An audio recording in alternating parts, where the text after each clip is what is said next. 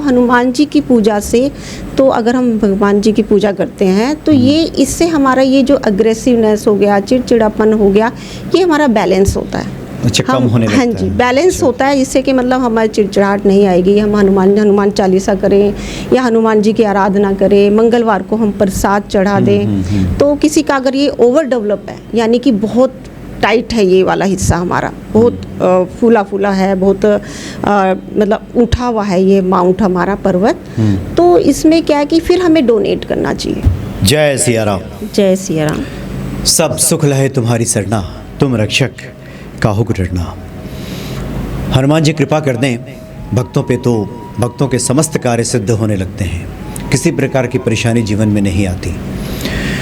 जीवन में समस्याएं हैं तो उसका निराकरण भी है। आज इसी विषय पे हम बात करेंगे और इस वक्त हमारे सामने उपस्थित है वीणा कश्यप जी। स्वागत है आपका। जय सिया राम। जय सिया राम।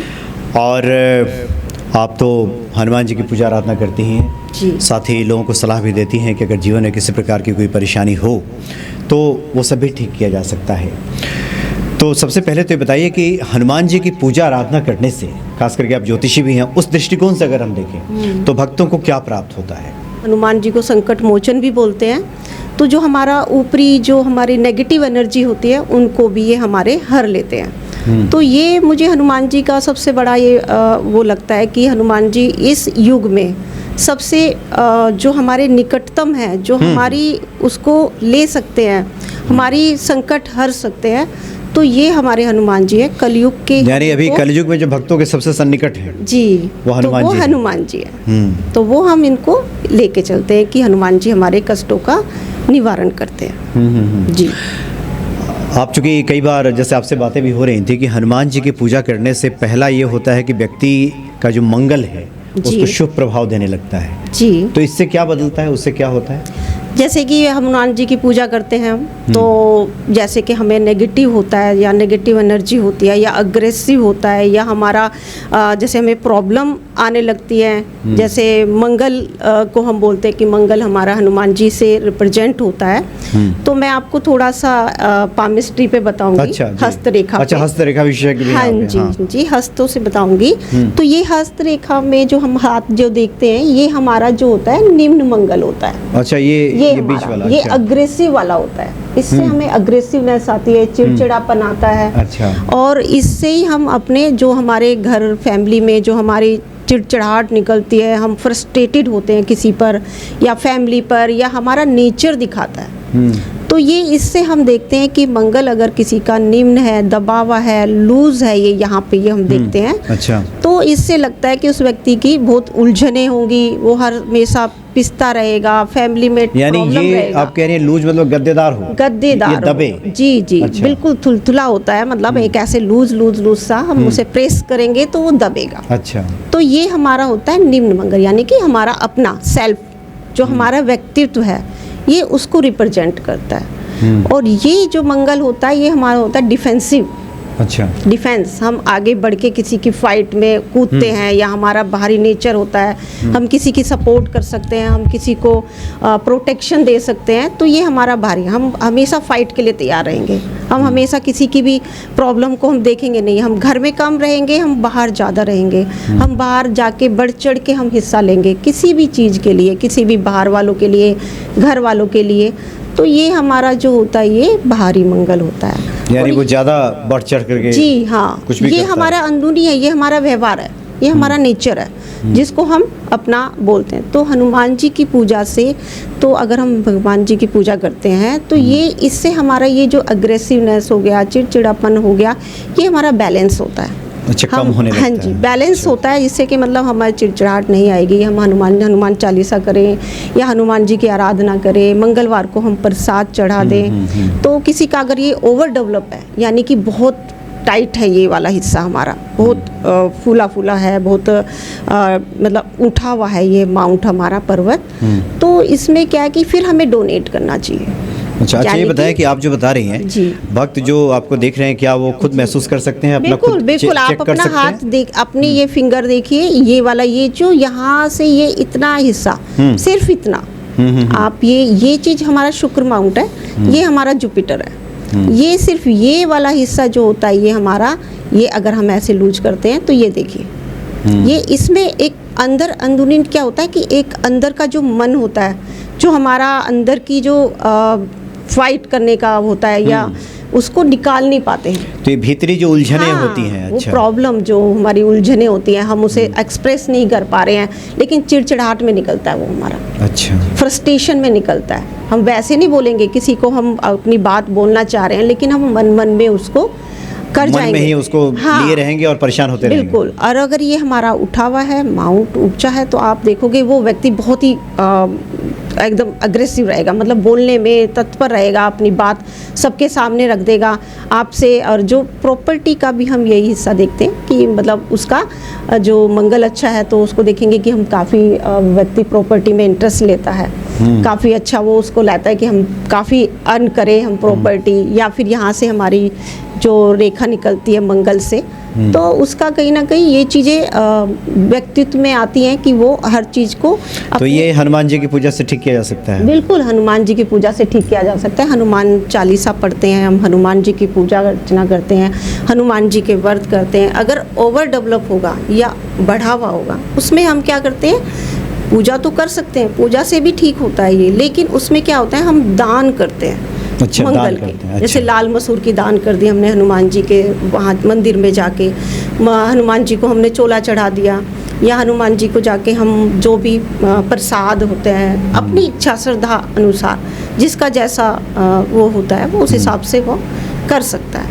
तो ये सब हमारे हनुमान जी के। तो ये जो आपने बाहरी बताया कि जहाँ से व्यक्ति ज़्यादा बाहरी कार्यों में रुचि लेता है, जी, कुछ ज़्यादा जी। ही बढ़ चढ़ के लेता है, जी। तो फिर क्या इससे बैलेंस होगा? यहाँ तो आपने कहा कि पूजा के साथ साथ दान वगैरह कीजिए जी, तो ठीक जी, हो जाता हाँ। है, और यहाँ बाहरी में हो कहते हैं कि हम लोग जैसे कि डिफेंस में, अब किसी का बहुत अच्छा यहाँ का मंगल है, बहुत अच्छा है, तो उससे क्या है, हम उसे देखते हैं कि वो कहीं ना कहीं जेल का जाने का भी हो जाता है, अच्छा। जब ओवर हो जाता है, अच्छा, ये भी योग बढ़ बन जाता जाता है। हाँ, वो जेल में जा सकता है जेल की वजह से। तो हम बोलेंगे कि आप हनुमान जी की भी पूजा करिए। दूसरा क्या है कि आप जैसे कि किसी के मैटर में ना दें, मैटर में ना जाए, किसी के लड़ाई मतलब झगड़े में दूसरे ना के घुसे। झगड़े में अपना टांग ना हाँ। अड़ाए। कुछ इसमें ना जाए। और दूसरा क्या है कि आप अपने आप को सपोर्ट करते हुए चले, जो प्रोटेक्शन इनसे चाहिए, अपने आप को प्रोटेक्ट, उनका हाथ आपके ऊपर होना चाहिए भगवान जी का, हनुमान जी का, तब हम कह सकते हैं कि आप उसको आगे बढ़ा सकते हो अपने जो। तो एक तो सलाह रहती है कि ऐसे लोगों को दूसरे के कार्यों में हस्तक्षेप नहीं करना। कुछ लोग होते हैं हाँ दूसरे जी। का झगड़ा देखने जाते हैं और वही फंस जाते अपने हैं। आप ही फंस जाते हैं, वो ज़्यादा बढ़ चढ़ के, उनकी लड़ाई नहीं होती, वो अपने ऊपर ले लेते हैं। वो छोड़ देते हैं, लेकिन वो अपने ऊपर ले लेते हैं और वो ही आगे हो जाते हैं, फिर उस चक्कर में उन्हें। तो ये परिस्थिति बने तो फिर क्या करना चाहिए, क्या बताया आपने? उसमें मैंने बोला कि हनुमान जी का व्रत करना चाहिए या अच्छा। हनुमान जी की पूजा करनी चाहिए। जैसे 7 आप व्रत रख सकते हो, अगर आप ब्रह्मचर्य कर सकते हो, या आप उनका पूजा भी इतनी मतलब सात्विक होती है हनुमान जी की, वो सभी जानते हैं जी।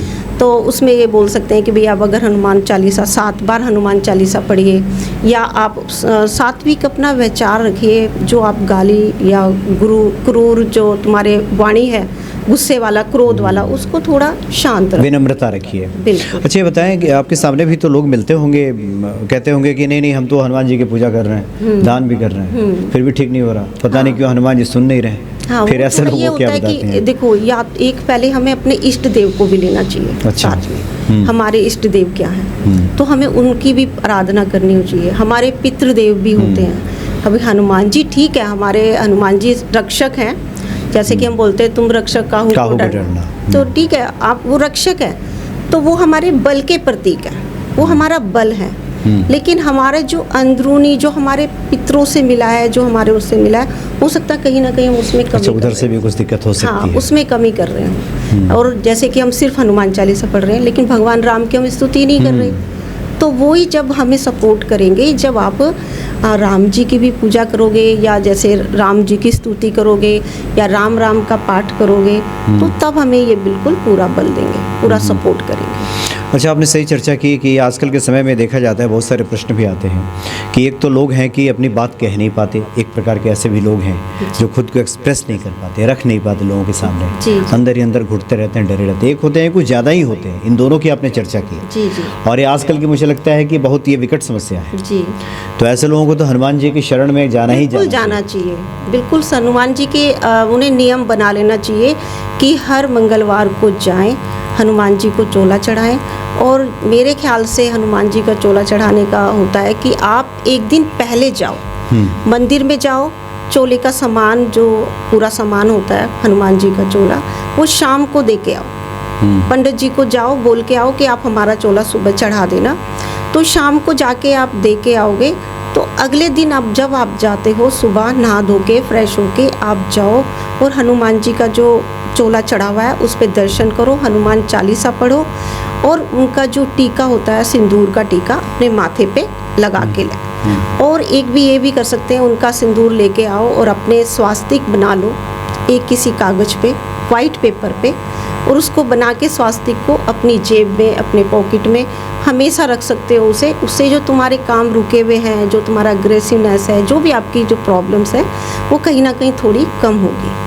तो मेरे ख्याल से ये करना चाहिए। स्वास्तिक बना के जेब में रख लें उनकी सिंदूर से, उनके सिंदूर से जो आपने रात में आपने सिंदूर दे के आए, सुबह पंडित जी ने चढ़ाया, क्योंकि सुबह 4 बजे 5 बजे के करीब वो पूजा करते हैं तो चोला चढ़ा देते हैं। तो आपको दर्शन जरूर करने वहाँ जाके, और जब आप दर्शन करके आओगे तो उनका टीका लगाइए अपने माथे पे और कहीं ना कहीं उसको स्वास्तिक को रखो। और एक और मैं आपको बताऊंगी कि अगर जिनका ओवर मंगल है, जो ज़्यादा ही ओवर हो जाता है, तो उनको क्या करना चाहिए, प्रसाद कभी नहीं खाना चाहिए। जो हनुमान जी पे हम प्रसाद चढ़ाते हैं, बूंदी चढ़ाते हैं शाम को, उसको वितरित कर दें, बांट दें आप सबको, आप मत खाइए। तो इससे क्या आपका कम होगा, आपका थोड़ा बैलेंस। हाँ, ये बताया जाता है कि आप वहाँ जाइए तो वितरित कीजिए, जितना भी आप कर सकते हो, जितना हो सके आप बांटिए। आपसे जितनी श्रद्धा है आपकी, आप उसको वितरित करिए। तो ये मेरे हिसाब से उन्हें करना चाहिए।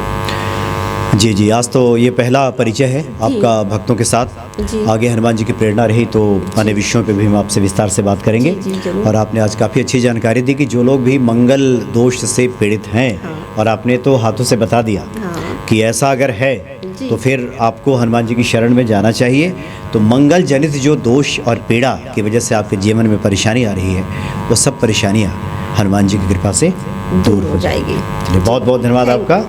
जय सिया राम। जय सिया राम। सभी को, मेरा सभी भक्तों को जय सिया राम।